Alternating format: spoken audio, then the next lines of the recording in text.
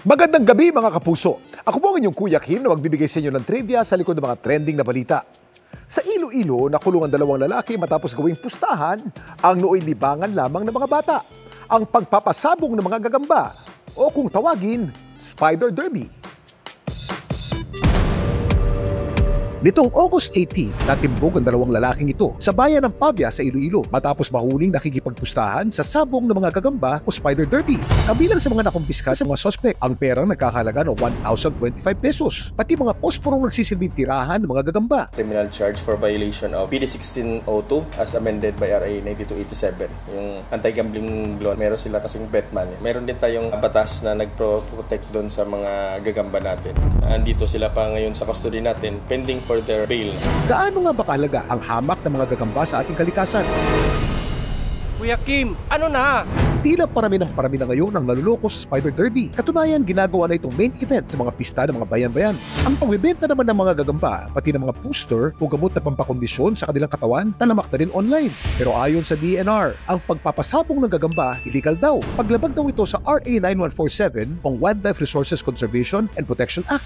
Sa ilalim ng batas, bawal pumatay, manakit, magbenta, pati manghuli ng wild animals. Ang mga gagamba kasi, maliit man, may napakalaking papel sa ating kalikasan. Actually, ang gagamba ay isa sa pinaka-importanting arthropods na nagbabalanse sa population ng insects at nagsisilbi ring pagkain ng mga iba't ibang hayop. Meron tayong dengue outbreak sa Iloilo. Timely na yung gagamba is malaki yung maitutulong. May debate ngayong pagdating sa paglalaro ng mga gagamba, depensa kasi ng mga nahook na rito, hindi naman endangered ang mga gagambang nahuhuli at pinagsasabong nila. Naging part na ng culture natin. Ang daming negative effect ng spider fighting. Yung practice kasi ng spider fighting sa Pilipinas is unsustainable. Kahit breeding season is nang molekta sila, so naapektuhan yung pag-multiply nila. Yung mga kolektor, kung gusto nila, dapat sila kumuha ng permit sa Department of Environment and Natural Resources.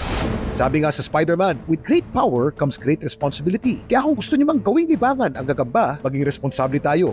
Mag-ingat na rin dahil marami sa mga ito ay kamandat, gaya ng isang ito na ang kagat nakamamatay.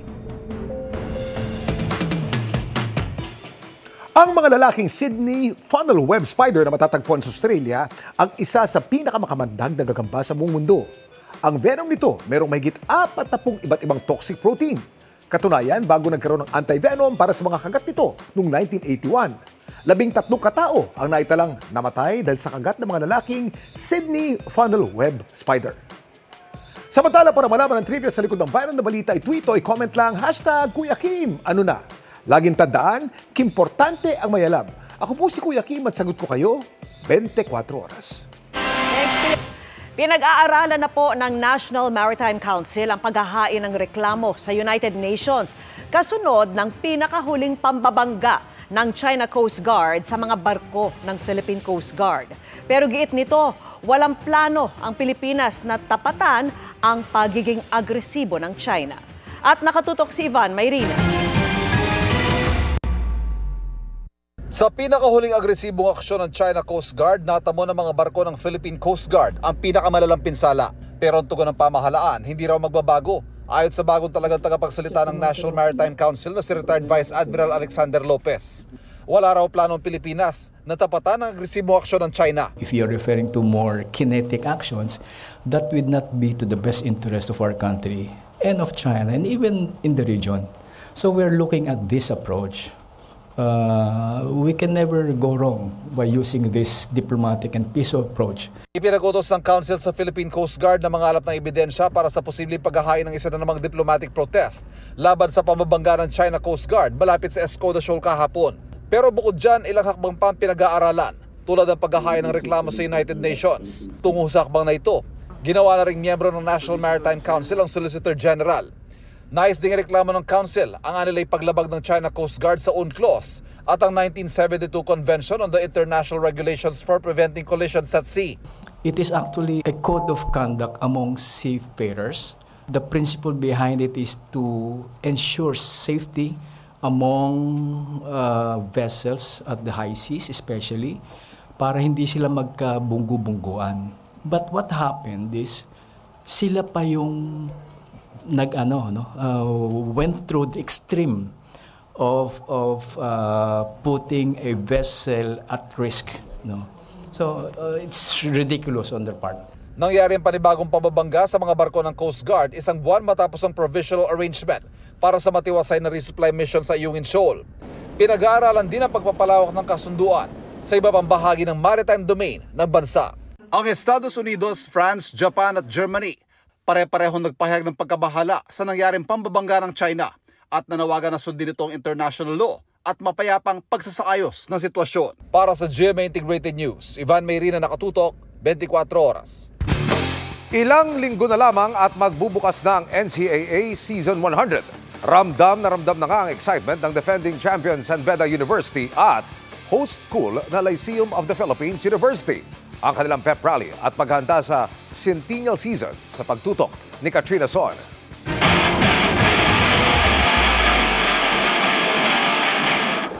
Nagsimula na ang pep rally ng NCAA member schools para sa nalalapit na ika-100 season ang San Beda University. Igniting the spirit of champions ang kanilang tema. Nakasado na ang plano para depensahan ang kampyonato. During the last NCAA season 99, we were the best performing school or overall champion. So definitely all the other teams prepared against San Beda. But we will be steadfast so that we will remain as champions and retain the overall championship. Bukod sa performances, highlight ng programa ang pagpapakilala sa kanilang mga atleta. Kabilang ang tinaguriang Kings and Queens of NCAA Season 99 na San Beda Red Sea Lions at reigning basketball champions ng Season 99. Defending the title is way harder than getting another championship just like last year. So I think it will be pretty tough this coming season. Ang host school naman ng NCAA Season 100 na Lyceum of the Philippines University. Nagdaos na rin ng kanilang pep rally. Malaki raw ang ginagawang paghahanda di lang ng kanilang mga atleta, kundi maging ng kanilang universidad bilang host ngayong taon.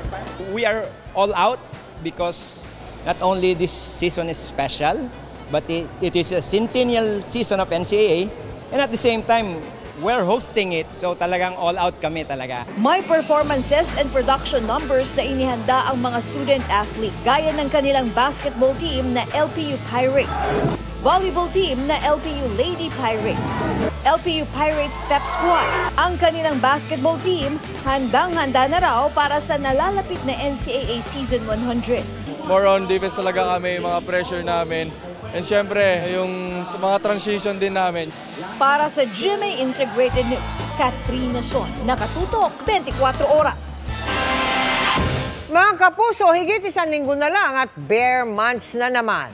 Pero ngayon pa lang, may panawagan na ang Cat Unlimited Incorporated para sa mga gustong maging merchant sa Noel Bazaar sa Nobyembre. Mag-ingat at huwag daw kayong magpapabiktima sa kumakalat na pekeng Facebook page ng Noel Bazaar na nanghihingi ng down payment at reservation fee.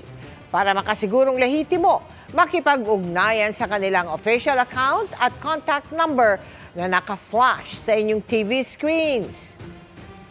Pang-podium finish ang mainit na pagsalubong kay double Olympic gold medalist Carlos Yulo nang bumisita siya sa GMA Network. At nakatutok si JP Soriano.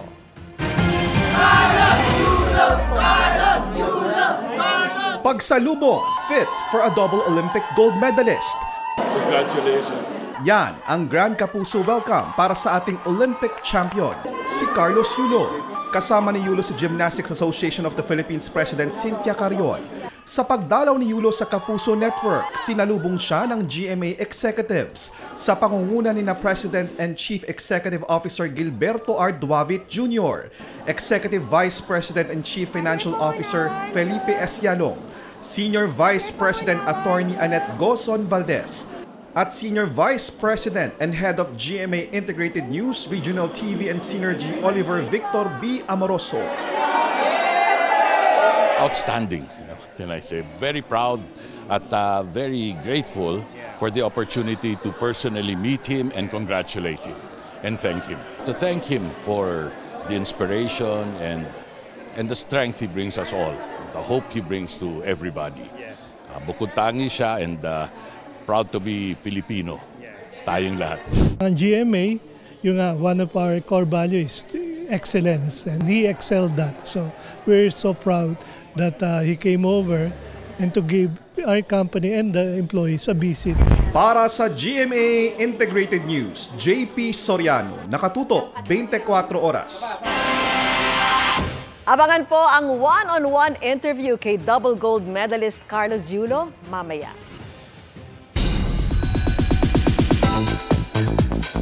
Get ready nang magpa-check up dahil sa kilig overload na ihahatid ng bagong OPA Doctor sa abot kamay na pangarap. Yan si Dr. Kim Young na ginagampanan ni Kim Jisoo at ngayon pa lang, siniship na kay Doc Annalyn Jillian Ward. Makichika kay Lars Santiago.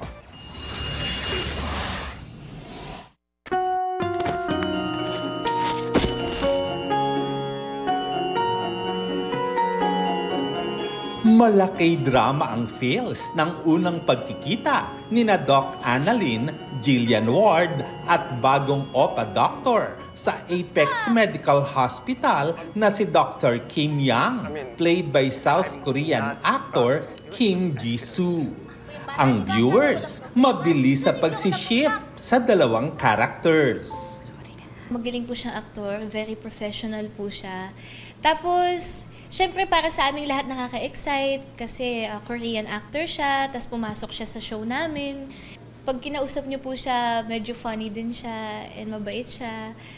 Oh, she's a good actress and she's, you know, as I say, she's a good person, like bright and personality.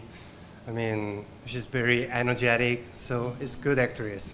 Natutuwa at nagpapasalamat daw si Jisoo na kabilang na siya sa cast ng Abot Kamay na Pangarap, lalo't nalaman niya na sobrang paborito ng mga manunood ang top rating afternoon prime series na ito. I asked to the makeup artist, do you know this drama? So she said like, wow, this is my favorite. So I was like, oh, I will be in the part of them. So she was really happy for that. And also I was excited. And this is my first time to acting as a doctor. So it's really exciting, yeah. Si Jillian naman, alam daw na nakikiramdam pa si Jisoo sa kanyang bagong mga katrabaho, kaya gusto niyang maging komportable ito. Medyo mas nasa tahimik na side po siya. Pero kapag kinausap niyo po siya, papansin niyo na outgoing pala siya. Pero nang tanungin si Jillian kung saan niya ipapasyal si Jisoo sa Pilipinas, una, syempre yung Pampanga, kasi doon po ako lumaki. Nandun yung aking lola, ang aking papa, doon kami nagsistay pag walang taping. And sa Puerto Galera, kasi nung bata po ako, lagi kami nagbi-beach doon.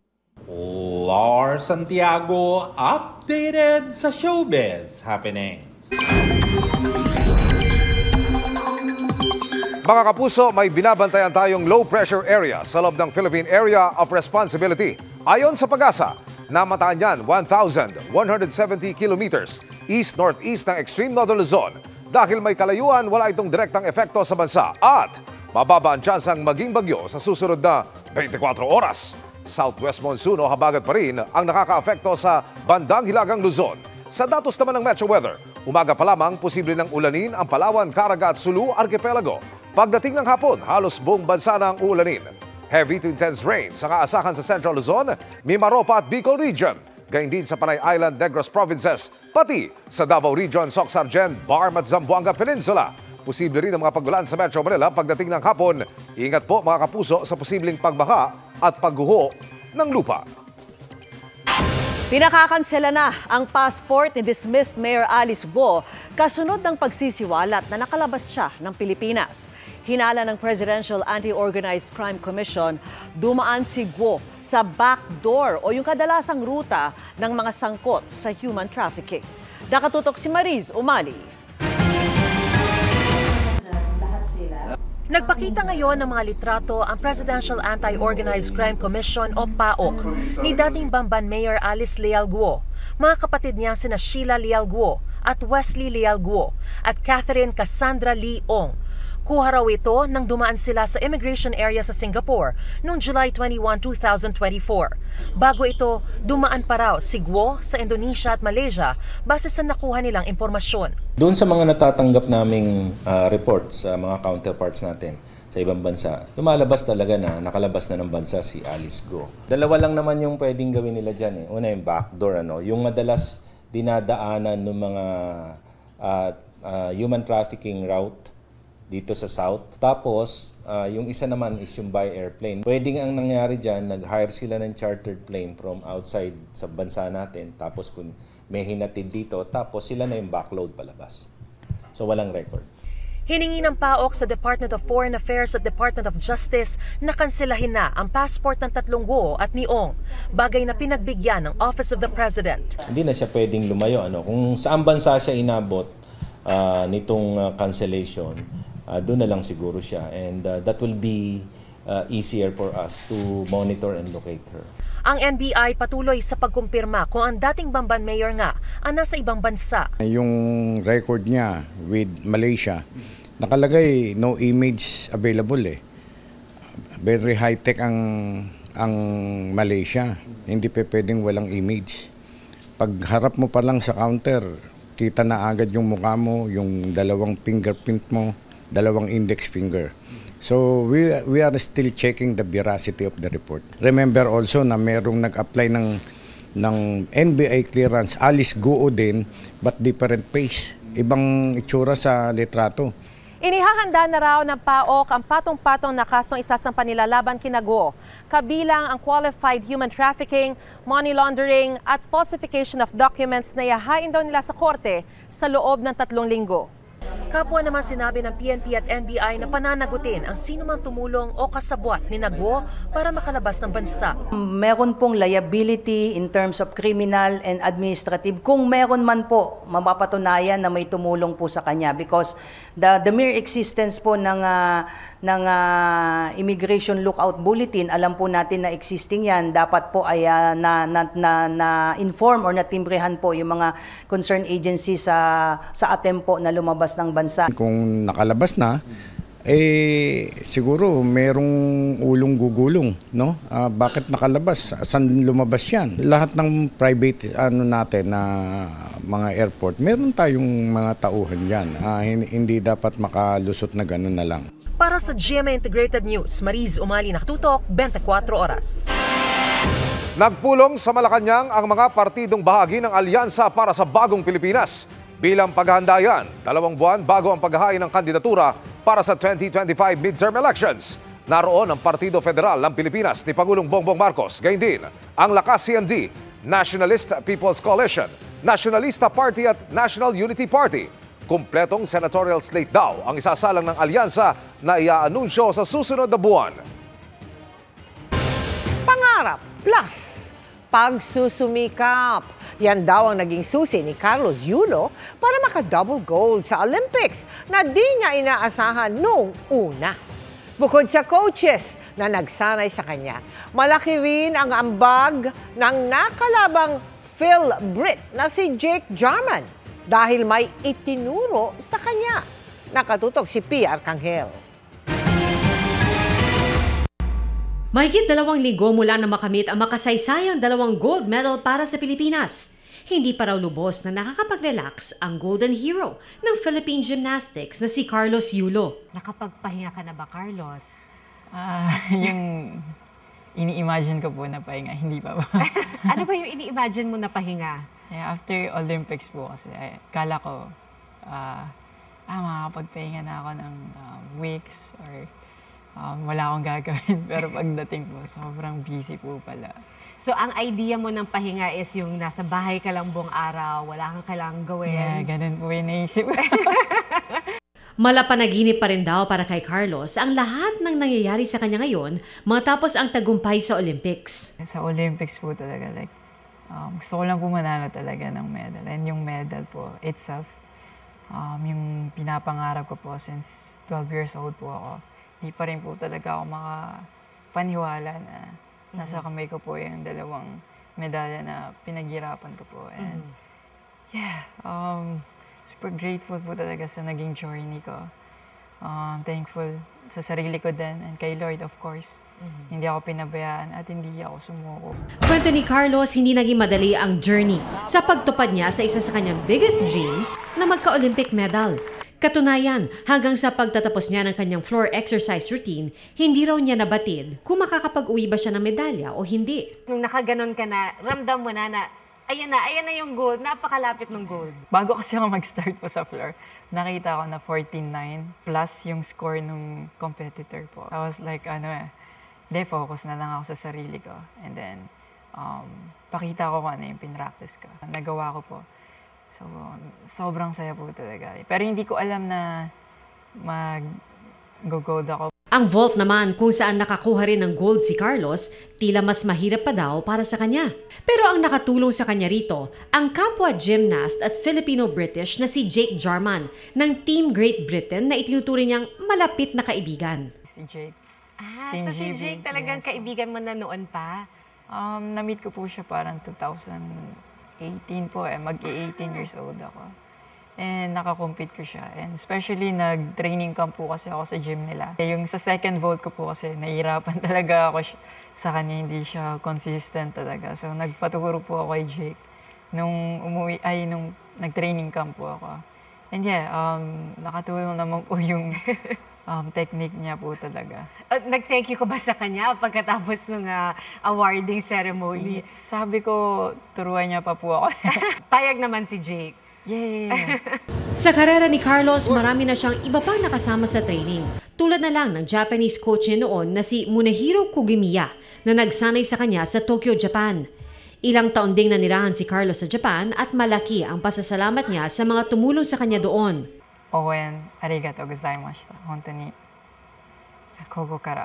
kokoro kara kansha shitemasu. Ano ibig sabihin nun? Maraming salamat po sa suporta and from the heart po. Nagpapasalamat po ako sa inyo lahat. Sa pagbabalik bansa ni Carlos mula Paris, laking tuwa niya na nagkaroon siya ng pagkakataong makabanding ang ibang atleta ng Team Philippines.